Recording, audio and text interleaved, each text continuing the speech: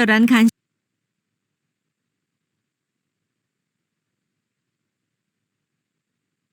싸움.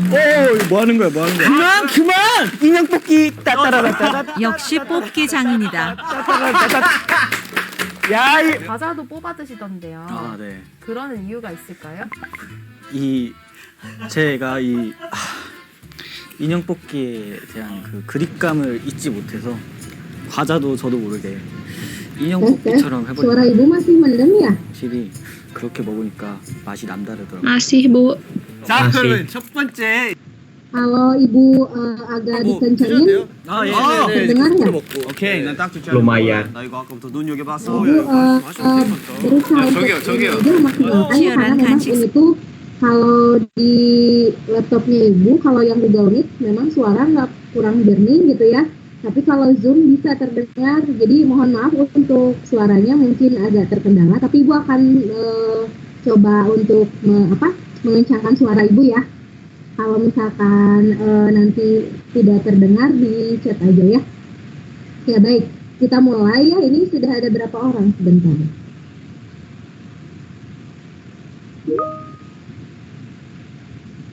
Sudah bergabung 44 itu kan ya. Sudah banyak ya. Ya yang sudah bergabung silahkan jangan lupa isi presentasinya ya. Ya, bismillah ya kita mulai. Ibu kembali lagi ngisi di kelas 3 ya setelah 1 tahun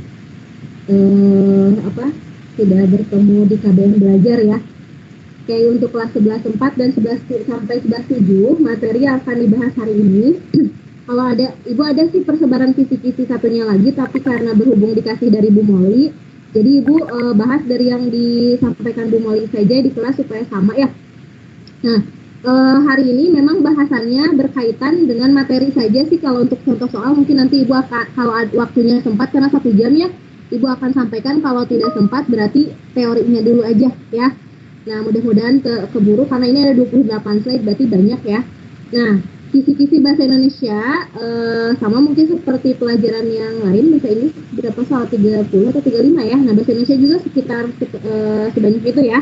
Nah, yang masuk ke dalam soal UTB UAS sekolah ya, yang kaitannya ini ada 12 poin sih. 12 poin berarti tersebar ya. Nah, materinya ada yang dicantumkan di poin 1 sampai 12. Ibu lihat dulu yang pertama adalah gagasan utama.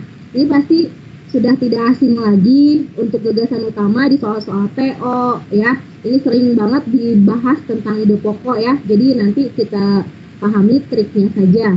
Kemudian isi wacana berarti informasi tersurat ya, yang bisa diungkapkan kembali dari apa yang dibaca. Berarti ini literasi, kemampuan berliterasi.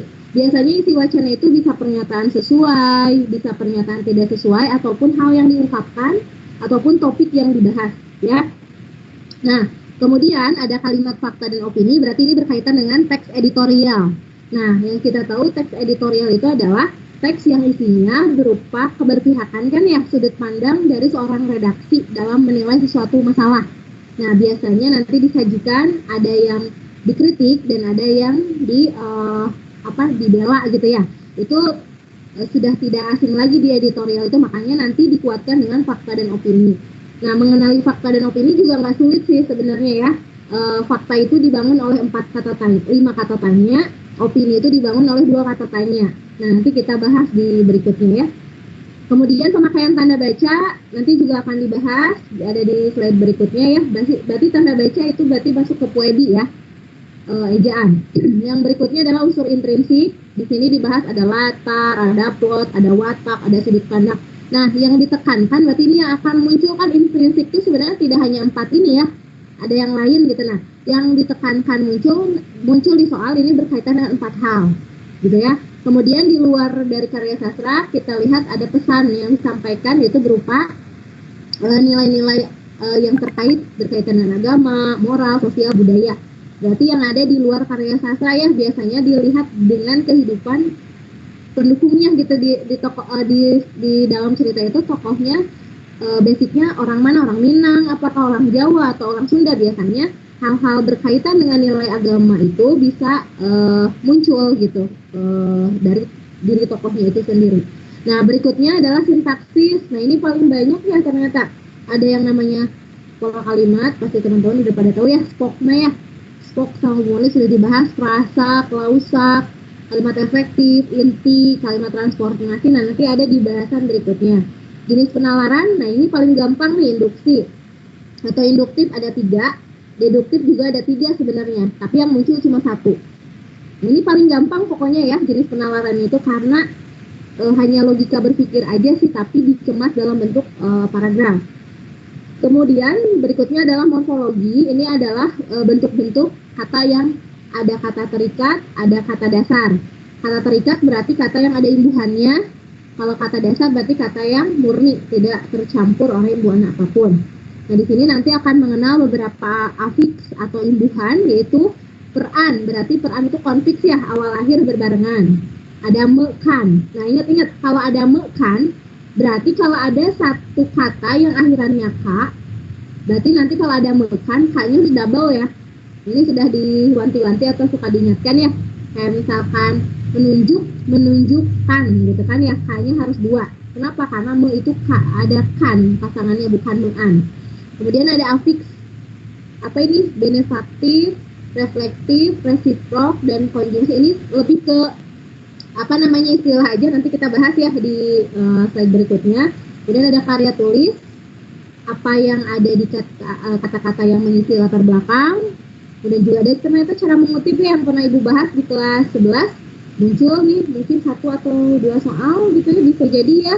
Dan yang terakhir daftar pustaka di dalam karya tulis ilmiah, dan ada referensi kemudian peribahasa. Jadi dari beberapa yang ditulis di 12 poin kisi-kisi ini, ya tentu ini tersebar ya untuk beberapa soal gitu. Nah, kita mulai dari kalimat gagasan utama yang menjadi materi awal, gagasan pokok. Nah, teman-teman jangan pusing lagi untuk yang namanya ide pokok itu. Bentuknya adalah kalau ide pokok pada inti pembahasan, ini di sini nulis gimana, bisa di sini ya, sebentar. Nah, Ibu tulis aja di sini ya. Jenis paragraf itu ada deduktif kan ya, kemudian ada induktif, ada campuran, kemudian ada ineratif.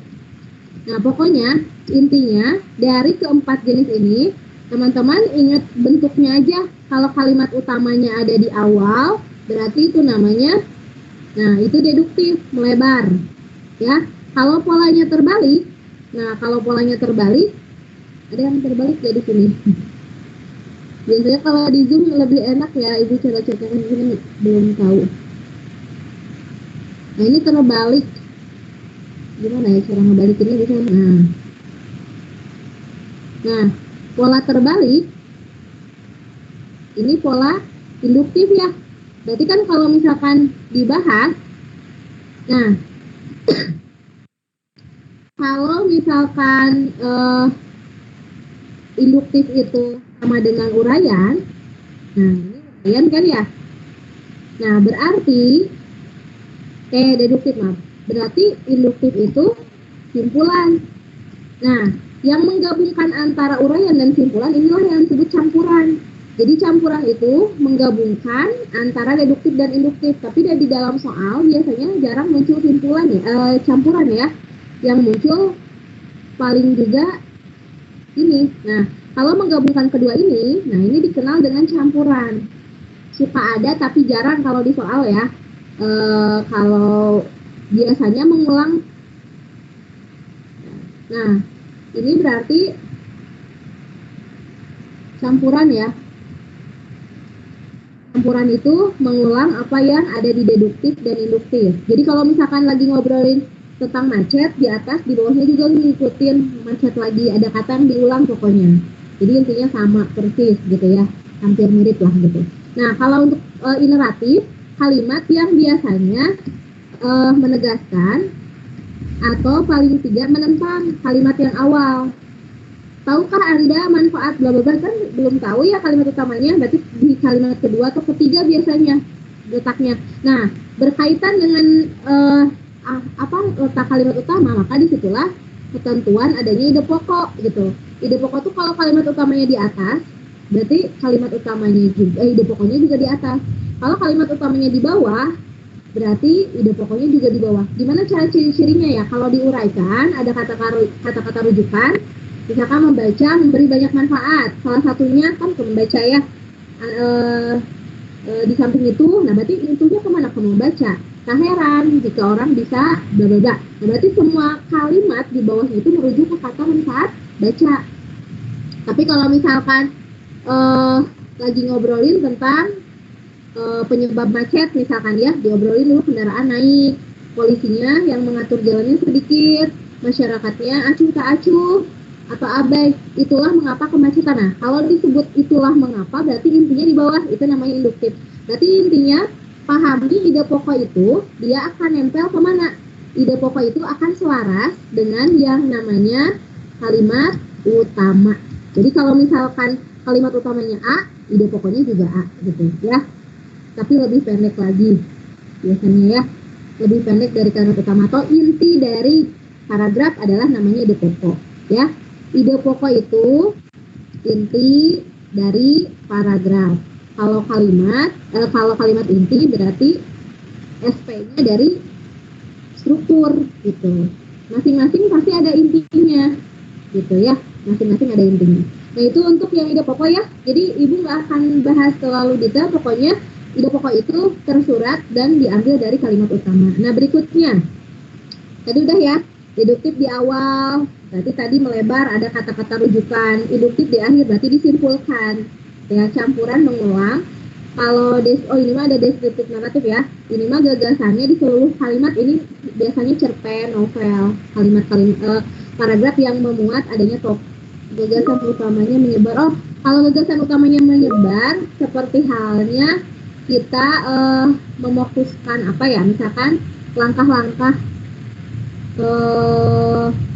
Kalau naratif harusnya mah tidak ada kalimat utama. Oke lah, pokoknya fokus dari naratif itu ketika dia menyebar berarti di dalamnya dari awal sampai akhir kalimatnya masing-masing berdiri sendiri-sendiri gitu. Nah, kalau naratif bentuknya cerita ya, kalau deskriptif bentuknya ilustrasi gitu.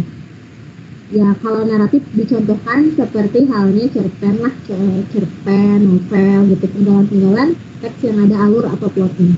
Kayak itu mah udah lah ya, gagasan pokok pasti teman-teman pada bisa. Khawatirnya ke bawah ada yang harus dibahas, tidak sempat ya, jadi percepat aja. Nah, untuk fakta dan opini, tadi sudah Ibu sampaikan kalau di sini fakta itu sesuai dengan kenyataan, berarti jadi dibuktikan objektif, belum tentu terjadi, kemungkinan, subjektif, jika kira-kira. Nah, kalau dibangun dengan kata tanya, nah fakta itu pokoknya kata tanyanya ada 5. Ada apa, siapa, kapan, kemudian sama, satu lagi berapa. Itu tapi harus pasti tadi cluenya ya.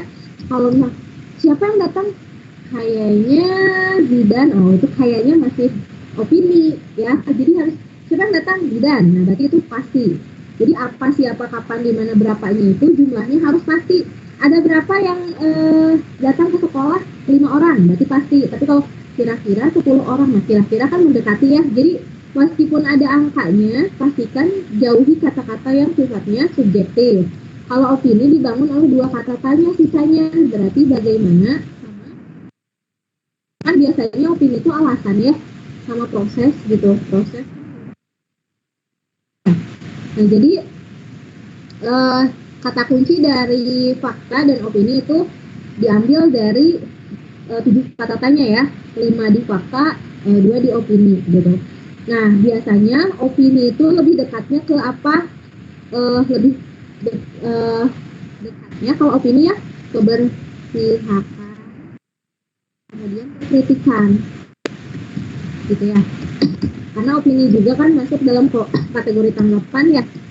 Tanggapannya tanggapan penulis, redaksi yang sesuatu, menyampaikan mengapa terjadi dan lain sebagainya, itu masih opini.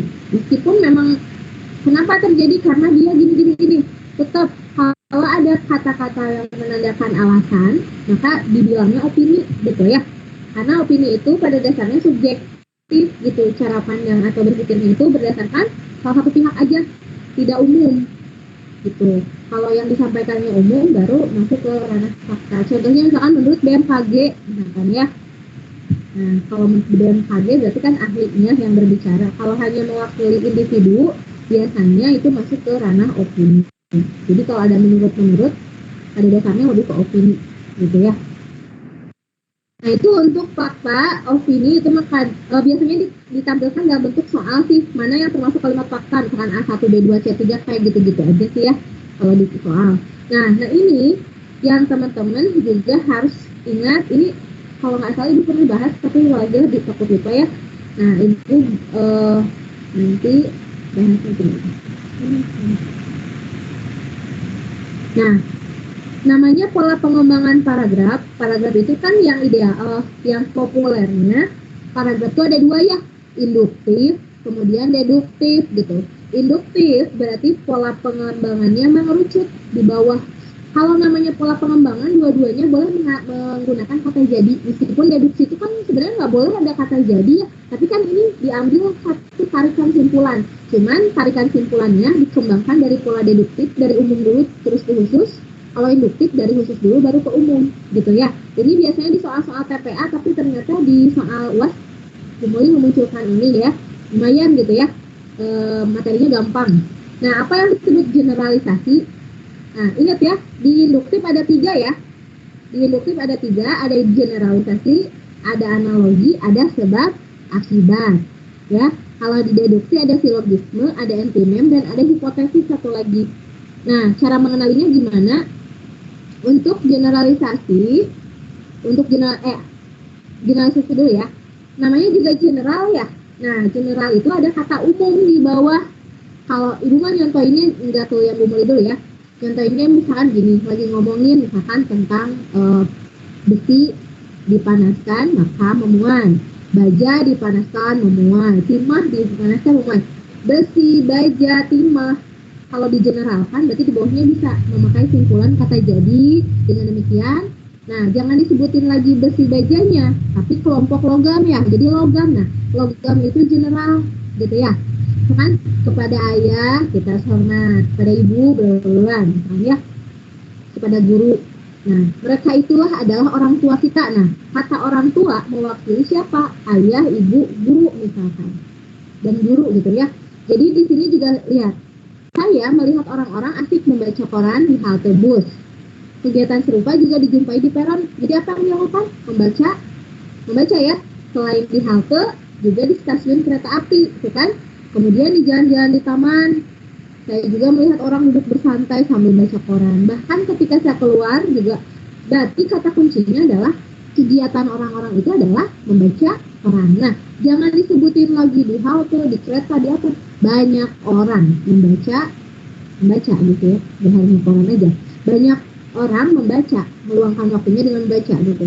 Jadi saya lihat awalnya saya lihat di sini, kemudian saya lihat di sini. Kegiatan yang samanya adalah membaca. Berarti di situ nanti akan muncul jadi banyak orang memanfaatkan untuk baca. Jadi untuk gampangnya general itu tadi kalau lagi ngomongin misalkan A, misalkan bla bla bla, B bla bla bla, C bla bla bla. Nah si A, si B, si C tuh misalkan siswa ya.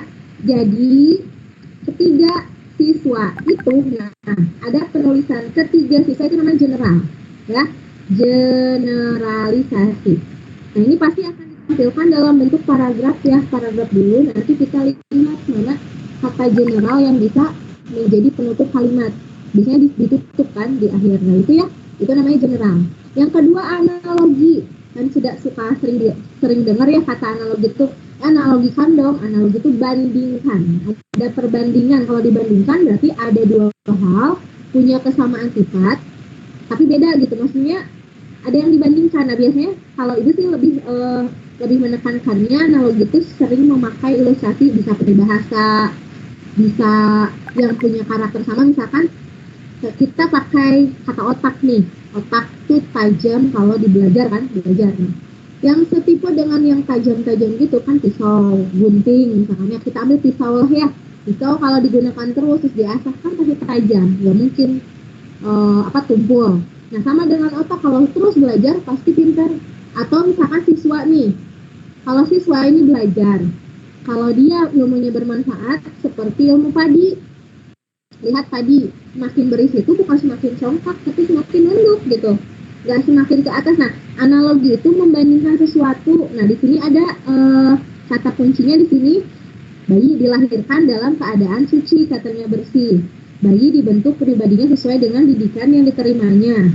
Seperti kertas yang diisi dengan berbagai hal sesuai dengan keinginan pemiliknya, kan tadinya bersih ya. Ya mau dicocok sama pemiliknya bebas gitu. Nah, bila dididik dengan baik, maka seperti dengan kertas gitu kan, bakal terisi dengan hal-hal yang bermanfaat. Jadi, nah ada cluenya jadi lagi. Tentu kata akhirnya nggak usah jadi juga sih, bisa dengan demikian, bisa oleh karena itu ya. Ini mah sebagai contoh, jadi kata jadi itu sebagai penggabung. Apa yang digabungkan di sini? Membentuk kepribadian baik seorang anak. Membentuk kepribadian baik seorang anak itu seperti halnya atau ibarat soal menulis di kertas. Jadi analogi yang kayak gimana? Analogi kesimpulannya adalah yang ada perbandingan. Kalau general tadi umum ya, kata umum di akhir. Generalisasi umum. Kalau analogi berarti bandingin, banding, perbandingan ya Pak. Kalau banding saya mengajukan ya, perbandingan yang punya karakter sama. Misalkan tadi otak dengan pisau, ya sama-sama tajam kalau diasah. Nah, tapi pengembangan kalimatnya tentu jangan langsung satu sekaligus dalam kalimat ini ya. Biasanya ya otak gimana dulu dikalimatkan, pisau gimana dulu. Banyak ya contoh-contoh analogi, misalkan karakter anak seperti halnya buah yang jatuh tak jauh dari tangkainya, itu karakter. Nah, apa-apa yang pakai pengibaratan, berarti ini sama dengan majas simile ya. Itu namanya itu namanya bentuk perbandingan atau kalimat paragraf analogi. Nah, udah dua ya, general umum, analogi, terakhir. Kemudian yang berikutnya adalah sebab akibat. Gampang sebab akibatnya ya. Ada pola sebab akibat, ada pola terbalik juga akibat sebab. Nah, di sini 10 tahun yang lalu hutan bakau hidupan habis. Lahan bekasnya disulap menjadi tambak-tambak udang. Waktu itu pengusaha berkeuntungan. Akan tetapi setelah barang dengan itu tidak laku di pasaran, kembali ke kota dan meninggalkan lingkungan. Lalu tercemar, ada karenanya, pokoknya malah ada alasan ya. Itu udah jelas sebab akibat. Nama lainnya adalah kausal ya. Oke, kalau ibu sederhanakan yang sebab akibat, ini nama lainnya adalah kausalitas. Ya, pokoknya cari aja yang ada kata karena, sebab, disebabkan, menyebabkan, penyebab, dan lain-lain.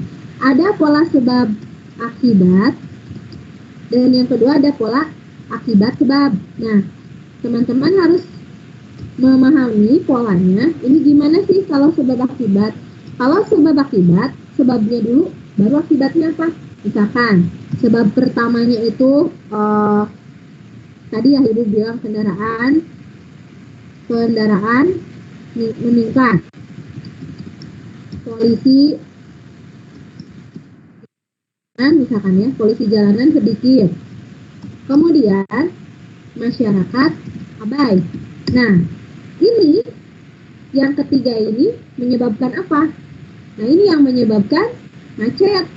Tadi yang induktif kan salah satu yang dicontohkan ya. Induktif itu kata akhirnya seperti itu.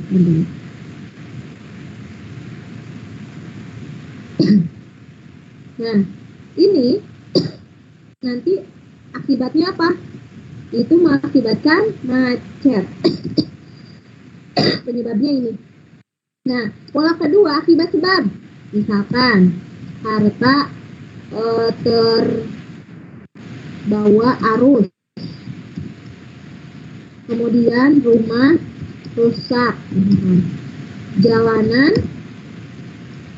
Nah, nah ini yang tiga ini pun punya posisinya sama. Kalau yang ini, bentar. Kalau yang ini akibat sebab, kalau yang ini sebab akibat ya. Nah, ini macetnya di bawah. Macetnya di bawah kan. Kalau yang ini akibatnya kan harta terbawa arus, rumah rusak, jalanan tergenang. Ini tuh apa? Adanya hujan deras.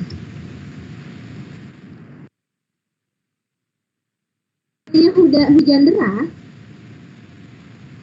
mengakibatkan ini macet disebabkan ini. Kalau ini mengakibatkan, kalau ini disebabkan oleh apa? Nah, jadi polanya bebas gitu ya. Yang namanya pengembangan pola kalimat, yang penting clue-nya kalau kausalitas cari konjungsinya. Konjungsi atau kata penanda verba. Bisa verba, bisa nomina. Kalau verba kayak misalkan menyebabkan, disebabkan, mengakibatkan, diakibatkan, yang nggak ada tuh dikarenakan ya. Mungkin Bu Moli sudah pernah membahas, dikarenakan itu nggak ada di KBBI. Nah, kalau konjungsi ya karena, maka, sehingga, jadi juga masuk sebenarnya. Tapi jadi itu karena memang penanda untuk akhir, jadi nggak dimasukkan ya. Maka, sehingga, akibat itu masuk. Karena juga masuk, sebab juga masuk. Nah, kalau yang nomina, contohnya penyebab, gitu kan, itu termasuk nomina. Nah, itu untuk tanda generalisasi terakhir kausal ya. Nah, itu untuk yang pola induktif. Nah, sekarang pola yang berikutnya adalah pola deduktif. Gampang pola deduktif ya. Pola deduktif, ini rumusnya matematika ya. Ya, premis umumnya setiap pemimpin baik. Yang B selalu memperhatikan kegiatan anak buahnya. Yang C Gilbert, anak pemimpin. Oke. Pokoknya yang namanya PU mencoret kata yang sama itu adalah silogisme. Sederhananya seperti ini silogisme tuh ya. Silogisme. Karena dibuka, ini dia termasuk deduktif ya, dibuka dengan premis umum. Premis itu kalimat ya. Kalimat utamanya apa? Misalkan semua siswa TB belajar dengan tekun. Setiap yang PK-nya, premis khususnya, setiap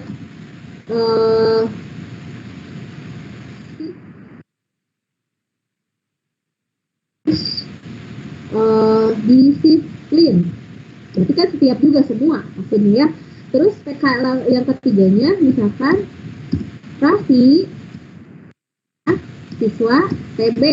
Nah, jadi yang namanya silogisme kesimpulannya itu mencoret yang sama. Ini nanti ada silogisme, ada antimem, jadi Ibu sekaligus ya kerjain di sini langsung. Nah, kalau silogisme itu berarti dicoret kata semua siswa TB, semua siswa TB-nya coret. Berarti Raffi harus nggak ada kata harus ya. Bisa sih, tapi belajar dengan tekun ya. Belajar dengan tekun dan harus, kata yang dicoretnya itulah hasil dari silogisme. Jadi silogisme juga boleh pakai kata jadi ya. Boleh, nggak masalah. Karena ini kan hasil keseluruhan. Nah, yang dicoret, hasil dari yang dicoret itu adalah silogisme. Nah, sementara antimem, kalau sederhananya itu silogisme yang memakai alasan. Jadi Raffi belajar dengan tekun dan harus disiplin tuh karena kenapa? Ia adalah siswa TB. Jadi kalau yang memasukkan keseluruhan itu namanya antimem. Kalau yang mencoret kata yang sama itu namanya silogisme. Jadi antimem itu silogisme yang memakai alasan. Alasan itu yang dicoret. Jadi kalau di bagian deduktif itu sih satu lagi ada hipotesis, tapi hipotesis nggak ada di sini ya. Hipotesis itu dugaan aja sih, jadi keluar dari yang dua ini ya. Nah, hipotesis itu begini. Misalkan Nia misalkan belajar. Nah, peluang besar dia misalkan. Nah, tapi kalau sebaliknya jika tidak belajar, misalnya kemungkinan tidak. Nah, kayak gitu sih kalau hipotesis makanya nggak dicantumkan di sini, tapi kalaupun ada masing-masing punya ciri khas. Silogisme mencoret kata yang sama, antimem yang samanya dijadikan alasan, dan hipotesis itu adalah dugaan. Jadi kalau nggak namanya dugaan berarti masuk akal ya. Kalau belajar ya pintar, kalau nggak belajar ya kemungkinannya enggak gitu, karena memang prosesnya belajar gitu ya. Nah, itu untuk yang silogisme. Oke, lanjut aja ya. Ada yang ditanyakan dulu tidak sampai silogisme? Makanya mudah ya itu mah, tinggal memahami lagi general, umum, analogi perbandingan, kausal, sebab akibat. Silogisme mencoret kata yang sama, antimem silogisme yang pakai alasan, hipotesis dugaan gitu ya. Itu bagian penalaran. Nah, berkaitan dengan yang berikutnya adalah pola kalimat. Ciri-ciri kalimat di sini ada pola SP, ada SP, ada SPO atau SPTO. Nah, perbedaannya mungkin teman-teman sudah dibahas ya sama Bu Molly. Ibu juga kalau yang kelas 11 pernah sama Ibu, udah pernah dibahas. Pokoknya subjek itu ditanyai dengan kata tanya apa atau siapa, predikat itu ditanyai dengan kata tanya mengapa dan bagaimana, atau apa yang sedang dilakukan. Nah, kalau O itu berarti pada dasarnya transitif, kalau P itu intransitif ya. Kemudian tidak ada unsur keterangan. Kalau ditanyanya kalimat inti berarti keterangan kena skip ya. Gak boleh ada preposisi dan gak boleh ada konjungsi. Bisa berupa kalimat aktif atau berupa kalimat aktif bukan pasif. Juga bisa berupa kalimat berita bukan kalimat tanya atau kalimat perintah. Jadi harus bentuknya tuh deklaratif, pernyataan biasa gitu ya, tanpa intonasi tanya atau seru. Kemudian menyusun kalimatnya harus berupa kata bukan frasa, karena tadi kalau frasa kan satu fungsi ya. Kalau kata berarti ya satu kata sudah menduduki kedudukan fungsi apa gitu, bisa S, bisa P, bisa O, bisa K. Tapi kalau diganti K itu tercoret. Kemudian bukan kalimat negatif, jadi kalau misalnya saya tidak mau makan, intinya saya makan gitu ya. Saya sedang menulis, intinya saya menulis. Anak itu sedang berlari, intinya anak berlari gitu. Biasanya yang berupa prasanya boleh kena coret, tapi di satu bagian juga kadang-kadang boleh dimasukkan. Cuman kan yang namanya inti itu kan seinti mungkin gitu ya. Kalau misalkan kata terakhir itu tidak berbentuk kalimat inversi, itu kalimat yang predikatnya di depan. Nah, biasanya itu ide pokok. Nah, inti kalimatnya sejauh ini dahulukan SP ya. Dahulukan SP. Nah, kalaupun ada tambahannya boleh ada objek atau ada pelengkap, tapi nihil, tidak ada konjungsi ya. Misalkan ada kalimat akibat menyalakan lampu terlalu lama, misalkan ya. Burhan, misalkan ya, terus membayar listrik, harus membayar tagihan listrik yang mahal, misalkan ya, listrik yang. Nah, ini gimana intinya?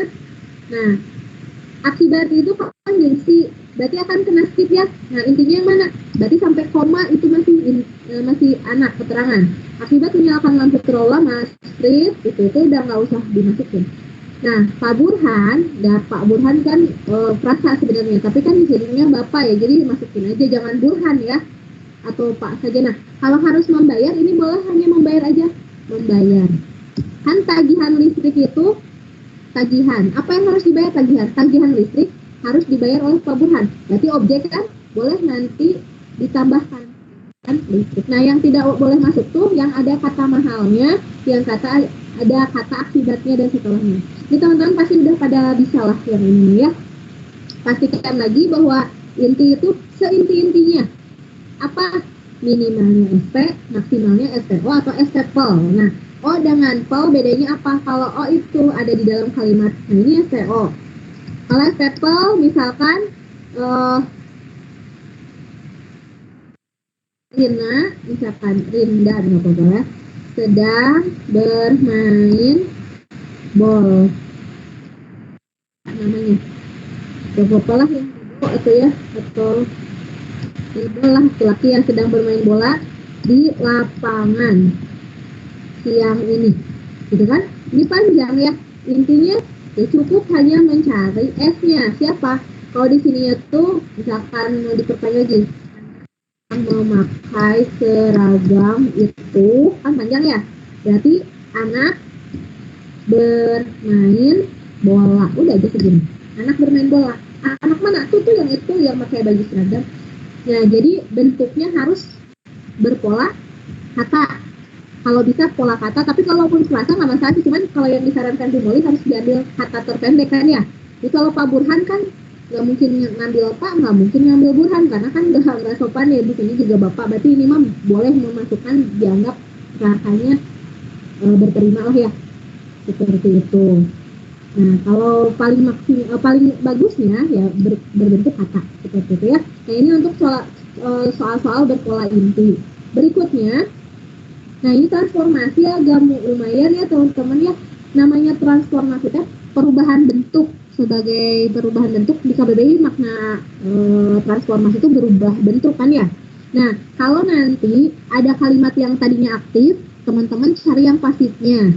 Kalau ada kalimat yang bentuk tanya, nanti bisa boleh sama teman-teman ganti ke dalam bentuk lain, misalkan tanda seru ataupun kalimat biasa. Kalau ada kalimat langsung, ubah menjadi tidak langsung. Misalkan, Ani, kamu kesini. Itu kan kalimat bentuk yang lain ya, ditransformasikan variasinya kayak gimana? Ani mengatakan bahwa saya harus menemuinya, gitu. Nah, jadi kalimat transformasi itu adalah kalimat yang berubah bentuk, jadi jangan sama. Makna boleh sama, tapi yang dicari adalah kalimat yang variasinya berbeda, gitu ya. Kalau tadinya negatif jadi positif, kalau tadinya aktif jadi pasif, gitu aja. Itu namanya variasi, gitu ya. Seperti itu. Nah, di sini mengalami perubahan. Yang tadinya kata dasar, kalimat dasar berarti jadi panjang, gitu. Misalkan Ani pergi atau Ani membeli boneka, misalkan ya. Nah, dipanjangin. Tadinya kan itu kalimat tunggal ya. Nah, bisa diubah jadi majemuk. Ketika Ani membeli boneka, misalkan kakak datang. Nah, jadi yang tadinya tunggal, nah transformasi itu pada dasarnya transformasi itu berubah. Transformasi itu berubah. Perubahan apa? Bentuknya. Perubahan. Nah, kalau yang tadinya aktif bisa jadi lawannya jadi pasif. Tadinya kalimatnya tunggal bisa jadi majemuk gitu. Yang tadinya negatif kalimatnya jadi positif. Yang tadinya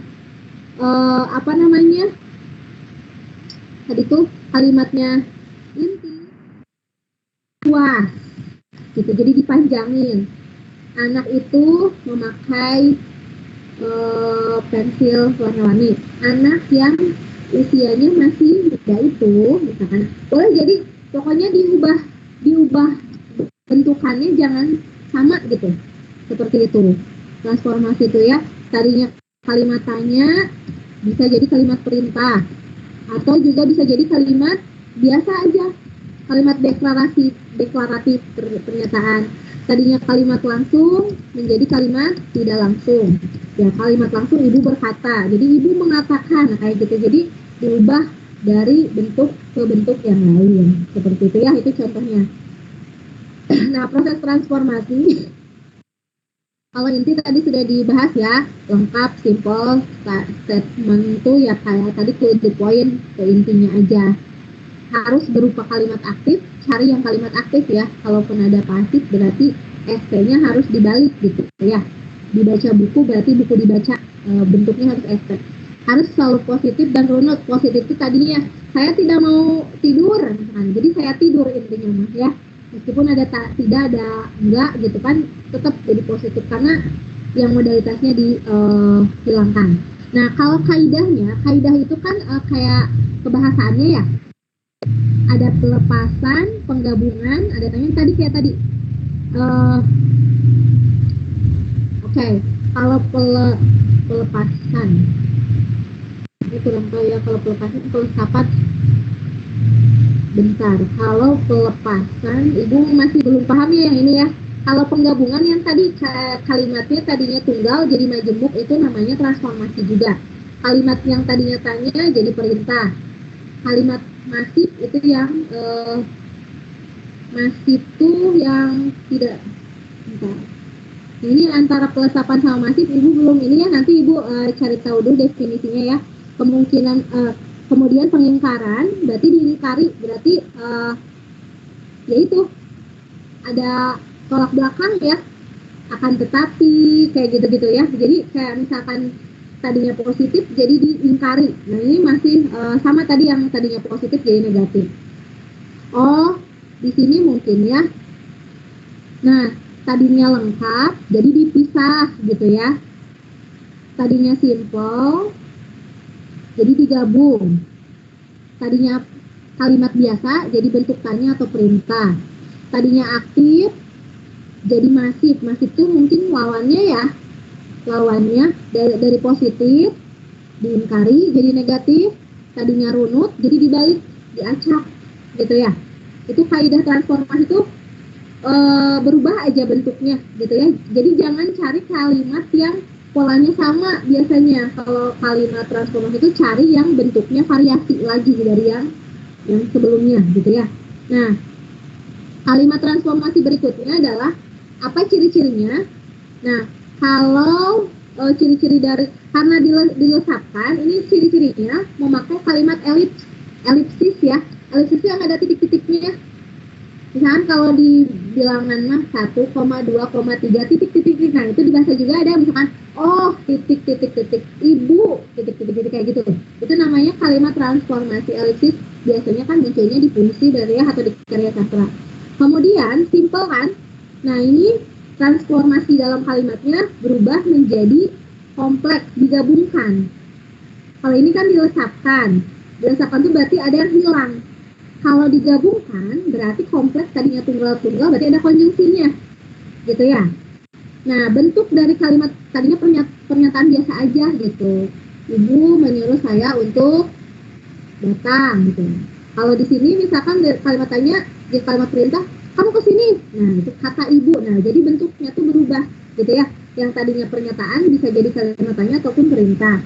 Yang tadinya aktif jadi dipasifkan. Nah, jadi perubahan-perubahan transformasi itu akan teman-teman lihat seperti ini. Nah, yang tadinya runut, SP, inversi itu apa? Inversi itu kalimat yang mendahulukan predikat ya. Biasanya ada di dalam teks-teks prosedur. Cobalah angkat. Kayak gitu. Diamkan. Nah, kalimat kata kerja di depan namanya inversi. Kalau runut itu kan subjek predikat. Ya. Nah, kalimat inversi itu dibalik jadi predikat subjek. Ini biasanya di kalimat-kalimat perintah ya. Bacalah buku. Gitu. Kamu harus membaca buku. Itu kan bentuk intinya ya. Tapi kalau dalam kalimat transformasi, bacalah buku. Nah, biasanya bentuk-bentuk kalimat transformasi itu mengingkari kalimat inti gitu. Yang tadinya harus struktur berurutan, dia jadi malah dibalik. Yang tadinya positif malah jadi negatif. Ini tuh kaidahnya ya. Kemudian yang tadinya aktif jadi pasif. Jadi cari kebalikannya ya. Yang tadinya sederhana atau tunggal jadi kompleks seperti itu. Waktunya udah cepat habis ya. Berikutnya, unsur intrinsik Ibu tidak akan bahas banyak karena ini pasti sering dibahas ya. Intrinsik, lihat tema berarti gagasannya apa, plot itu alur, penokohan berarti tokohnya, latar itu tempatnya, waktunya, suasana, sudut pandang itu apa yang digunakan, siapa yang digunakan, sudut pandangnya orang pertama atau orang ketiga. Ya bahasa dan amanat, tapi tadi yang muncul kayaknya udah dibahas lah ini Maya, silahkan teman-teman nanti pelajari lagi. Untuk yang ini juga sama lah ya, alur dari mulai pengenalan tokoh, pengenalan waktu, tempat, itu biasanya di awal-awal eksposisi. Namanya konflik itu berarti ada sesuatu hal yang terjadi, biasanya lebih ke aksi ya, udah ada dialog itu udah masuk kategori konflik. Konflik itu tidak harus selalu ada masalah ya, udah terjadi interaksi antara tokoh dengan dirinya sendiri atau tokoh dengan orang lain, itu udah masuk ke konflik. Ada klimaks, ada peningkatan konflik dulu, di sini baru ada klimaks, kemudian nanti klimaks, dan ini pada dasarnya tinggal dilihat aja sih ya. Kalau klimaks berarti ketegangannya mau muncak, berarti si ceritanya apa namanya baru 24 ya, itu 36. Masih banyak ya ternyata. Oke, kalau unsur intrinsik silahkan dipelajari lagi ya, latar sama setting sudah pernah dibahas. Kayaknya kalaupun dibahas ya paling di sudut pandang aja ya, karena ini yang sering tertukar. Nah, sudut pandang yang dipakai cuma 2 ya, meskipun kata ganti itu kan sebenarnya ada 3, orang pertama, kedua, dan ketiga kan. Yang dipakai itu hanya orang pertama dan ketiga, orang kedua itu adalah orang yang diajak dibicara gitu kan. Dan yang dilihat sebagai sudut pandang itu bukan di dalam dialog ya, karena di dalam dialog itu semuanya akan menjadi orang pertama saya dan kamu kan kalau di dalam dialog. Yang dilihat ini di dalam narasi. Nah, maka yang akan muncul adalah sudut pandang orang pertama, pelaku utama. Berarti ini mau udah jelas dari awal sampai akhir aku menjadi pemeran gitu. Nah, kalau sudut pertama sebagai pelaku sampingan, aku menceritakan tokoh lain di sekitar aku gitu. Boleh teman, boleh kucing, boleh siapa lah, pokoknya ada di sekitar aku. Berarti akunya sebagai apa? Akunya sebagai orang yang menceritakan mereka gitu, orang yang ada di sekitar aku. Nah, kalau orang ketiga sudah tahu, biasanya dan di dalam kalimat itu mengutarakan banyaknya tekanan atau konflik batin, pikiran gitu ya. Dimana sudut pandang orang ketiga tuh yang serba tahu tuh biasanya si pengarang itu seolah-olah adalah yang nulisnya itu adalah tokohnya. Jadi pengarangnya dalam cerita, misalkan dia lagi sedih mengekspresikan kesedihannya. Dia baik didetailkan kebaikannya, bahkan tokohnya ngomong sendiri, baik dia dialog dengan dirinya ataupun dengan tokoh yang lain. Nah, sementara kalau sudut pandang orang ketiga sebagai pengamat atau terbatas, kalau bilang baik ya baik aja gitu. Dia adalah orang baik, selalu memberikan apa, pokoknya narasinya tuh hanya terbatas dari apa yang dilihat. Kalau serba tahu, itu gambaran kebaikan itu muncul dari misalkan si tokohnya itu berbicara sendiri gitu ya, ada unek-uneknya atau ada pikiran tokoh yang tidak disadari di dalam kalimat itu menjadi dialog. Biasanya itu bicara karakter sudah tahu. Nah, kalau yang pengamat itu hanya melibatkan apa yang terlihat aja. Biasanya hanya bentuknya subjektif ya, misalkan Ani adalah anak yang rajin, dia selalu pergi ke sekolah tepat waktu, dia juga selalu membantu dan lain-lain. Itu kan ngomongin tentang Ani. Jadi kalau ngomongin tentang Aninya saja dan Aninya tidak ngomong sama sekali, itu namanya tokoh utama, sudut pandang orang ketiga pengamat. Jadi si pengarang ngobrolin Ani di dalam ceritanya, tapi kalau Aninya itu dia ngomong sendiri, ada unek-uneknya, seolah-olah pengarang itu masuk ke jiwanya Ani. Nah, itu namanya serba tahu. Dan perbedaan antara serba tahu dengan terbatas atau pengamat, bedanya hanya ada di pikiran dan perasaan tokoh yang tidak ada di dalam pengamat gitu ya, seperti itu. Nah, ekstrinsik adalah yang di luar, biasanya ini dalam bentuk ekstrinsik itu dalam bentuk di luar karya, berarti resensi ya, plus minusnya, biografi pengarang gitu kan, kemudian nota sosial budaya pengarangnya, apa yang mengikuti cerita itu, nilai-nilai religiusnya apa. Misalnya kayak Buya Hamka ya, beliau kan dari Aceh, berarti kental si ceritanya itu dengan nafas-nafas religi gitu ya. Terus ceritanya selalu mendekatkan ke ketuhanan, berarti nilai-nilai keagamannya muncul gitu. Nah, seperti itu didukung dengan orang Aceh juga kan, orang Aceh kan seram di Mekah kan ya. Nah, berarti karyanya itu misalkan syarat dengan nilai ketuhanan atau keagamaan gitu ya. Nah, unsur ekstrinsik adalah di luar karya, berarti lihatnya ke tokoh ke pengarang. Nah, ke pengarang biasanya apa yang dibahas, sejarah atau biografi pengarang. Jadi tokohnya mah nggak ada di ekstrinsik itu hanya tokoh pengarangnya. Kemudian kondisi situasi karya yang berpengaruh, tidak langsung situasi dan kondisi akan berpengaruh pada hasil karya. Berarti ini mah resensi sih lebih tepatnya ya. Resensi itu kan kayak mengulas buku atau mengkritik, ada plus dan minusnya gitu ya.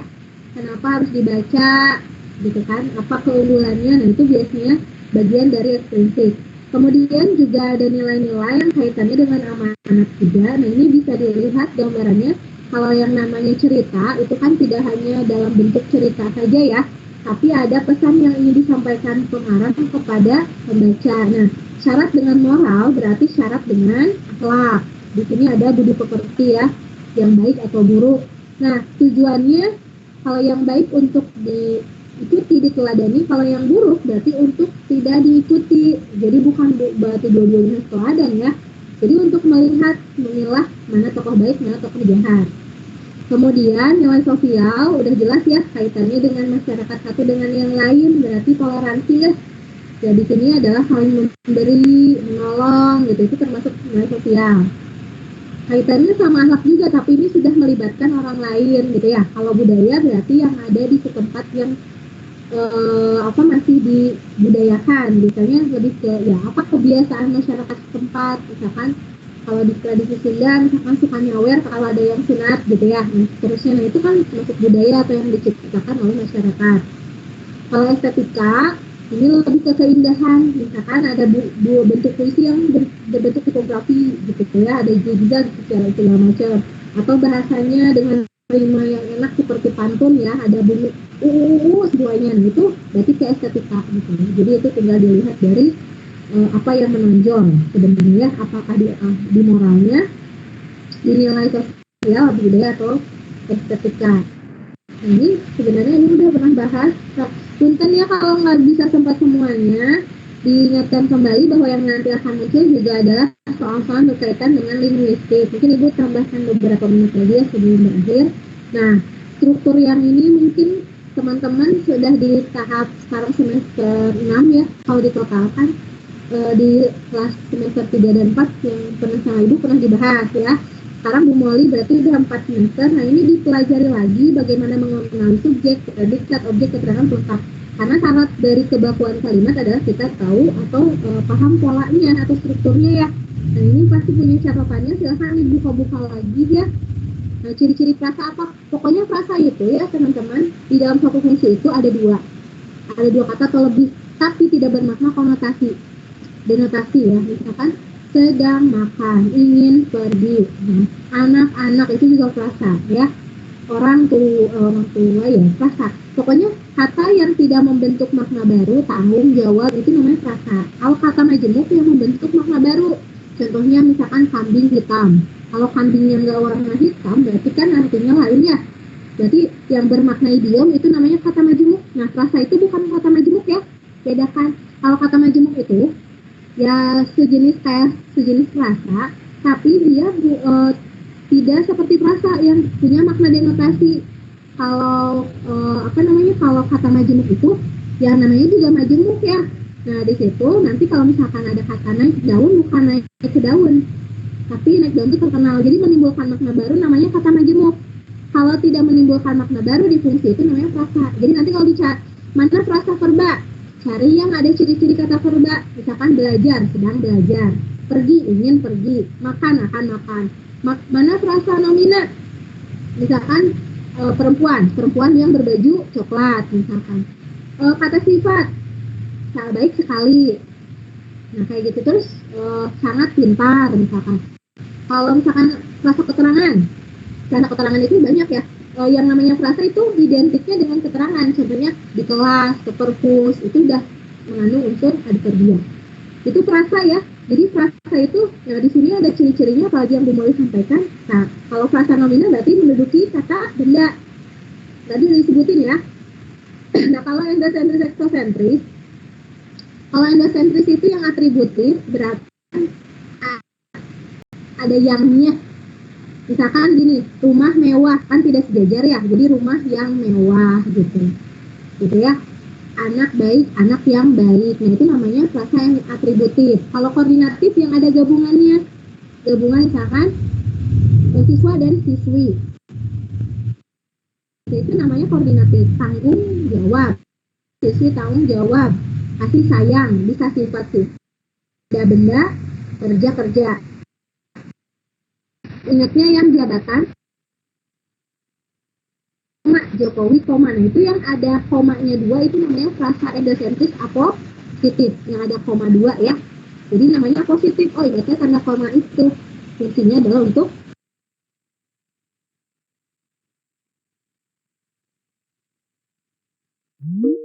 posisi, misalkan di kelas, ke kantor, dari rumah teman. Kalau yang direktif, oh ini udah ini ya. Bentar lagi selesai ya. Yang terakhir non direktif itu kayak misalkan menggunakan konjungsi biasanya. kalau tidak salah ya.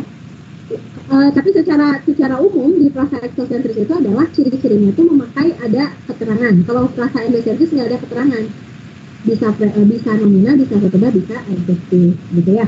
Kalau ini adverbial semuanya. Nah, nanti ada satuan makna yang dikandung, ada frasa biasa. Ya tadi ya, frasa biasa tuh kayak tanggung jawab, sedang, makan, ingin, pergi. Kalau frasa idiomatik yang kita sebut dengan kata majemuk tadi ya, yang bukan rumah apa, naik daun, kambing hitam, gitu ya. Kemudian apalagi yang idiomatik itu buah tangan, buah bibir dan seterusnya. Nah, itu mungkin yang bisa ibu sampaikan kesananya teman-teman ini aja ya. Contohnya tinggal dibaca, dilihat lagi kisi-kisinya, paling tidak sampaikan kurang lebihnya itu ya, karena si kalimat reflektif, klausnya ini sudah pernah dibahas ya, meskipun mungkin ibu tidak detail membahas, silahkan nanti teman-teman baca kembali. Lalu itu saja ya, karena sudah 2:19 menit, sudah ada tanya jawab merokok ya. Ibu doakan semoga lancar ya untuk besok terakhir bahasa Indonesia dan pelajaran satu lagi ya, mudah-mudahan dilancarkan. Lalu itu saja, terima kasih atas perhatiannya. Assalamualaikum warahmatullahi wabarakatuh. Mohon ya.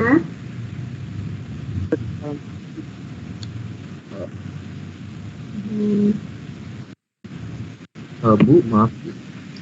Ya, enggak. Boleh minta PPT-nya Bu, nanti saya yang kirimin ke grup angkatan. Siapa ini? Gilang Bu. Nanti chat ke ibu atau ya? Oke Bu. Ada 0.000 kan? Ya, nanti mau kirimin ya. Oke, jelas ya.